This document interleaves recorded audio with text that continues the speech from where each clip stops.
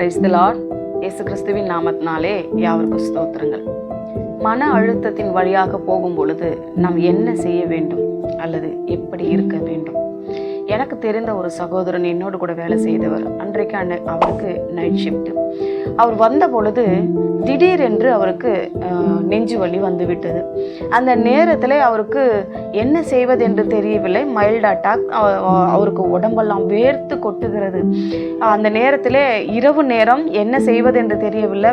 வாகனமும் இல்லை, எப்படி அவரை கூட்டிகிட்டு போகிறதுன்னு தெரியல.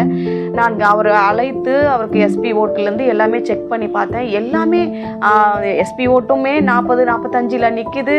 அவருடைய பிபியும் 45 நிற்கிது. என்ன பண்ணுறதுன்னே எனக்கு தெரியல.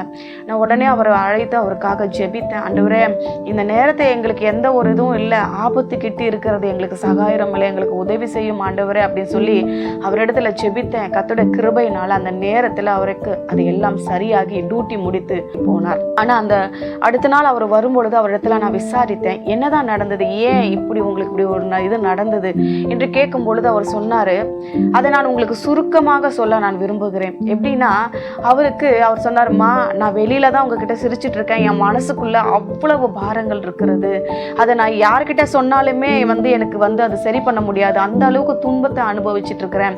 எனக்கு மனைவி இருக்கிறாங்க, அந்த மனைவி மனநலம் பாதிக்கப்பட்டிருக்கிறாங்க.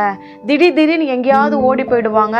ஒன்று அவங்களுக்காக சுயநினைவு நான் இந்த ஊர் இந்த இடம்னு சொன்னாங்கன்னா யாராவது ஃபோன் பண்ணி சொல்லுவாங்க, போய் கூட்டிட்டு வருவேன், இல்லைன்னா 2 நாள் ஆகுமா அவங்கள கண்டுபிடிக்கிறதுக்கு. அப்படி ஒரு துன்பம். 2வது, எனக்கு ஒரு பையன் இருக்கிறான், எந்த நேரமும் ஆட்டோ ஓட்டிட்டு போவான், குடிச்சிட்டு அவனுமே எங்க விழுந்து கிடக்குறான்னு தெரியாது. யாராவது ஃபோன் பண்ணாதான் ஆச்சு, இல்லைன்னா 2 நாள் வீட்டுக்கு வர மாட்டான்.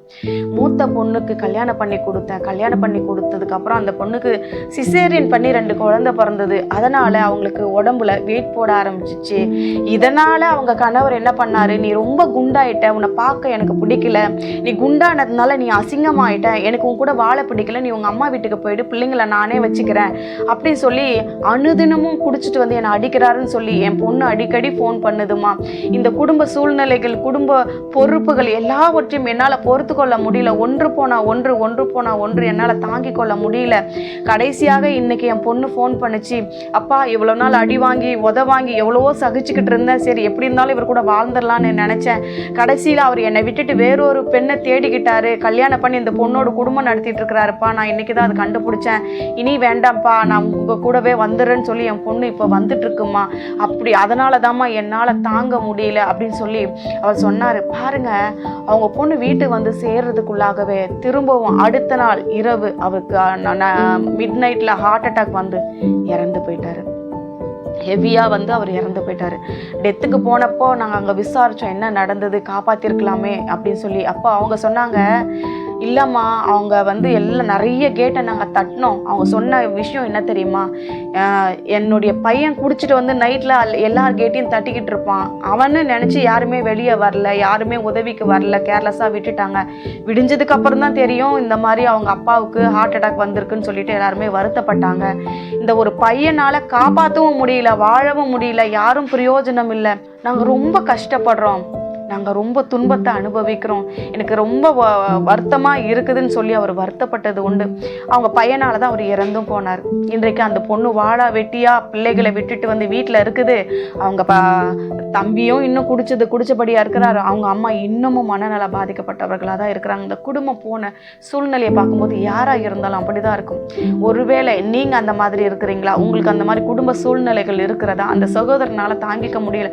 இத்தனைக்கும் ஒரு கிறிஸ்தவ சகோதரன் தான்.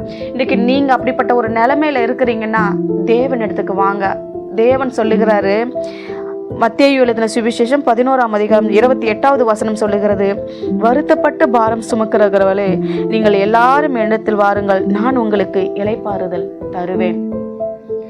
ஏன் உங்க வருத்தப்பட்டு உங்க பாரத்தை நீங்களே ஏன் சுமக்கிறீங்க? நீங்க சுமக்கிறதுனால தானே உங்களுக்கு அந்த மனநோய் வருது, உங்களால ஸ்ட்ரெஸ் வருது, டிப்ரெஷனா மாறுது, அது ஹார்ட் அட்டாக்குள்ள கொண்டு போய் விடுது. அதனால நீங்க என்னை நோக்கி வாங்க, உங்க ஆத்துமாவுக்கு இளைப்பாறுதலை கொடுப்பேன், உங்க பாரத்தை என் மேல இறக்கி வச்சிருங்க, நான் அதை சுமந்துக்கிறேன், உங்களுக்கு இளைப்பாறுதலை தருவேன் என்று கர்த்தர் சொல்லுகிறார்.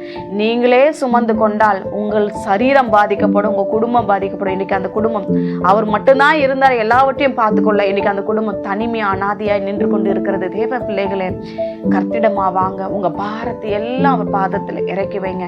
வசனம் சொல்லுகிறது, நீங்க என்னிடத்திற்கு வாருங்கள், நான் உங்களுக்கு இளைப்பாறுதல் தருவேன். தேவனை நோக்கி ஓடி வாருங்கள், தேவன் உங்களுக்கு இளைப்பாறுதல் தருவார். செபிக்கலாமா? நல்ல தகப்பனே, இந்த வேலைக்காக நன்றி செலுத்துகிற ராஜா. இதை போல மனநலம் பாதிக்கப்பட்டிருக்கிற எத்தனையோ பேர் இருக்கிறாங்க ஏசப்பா.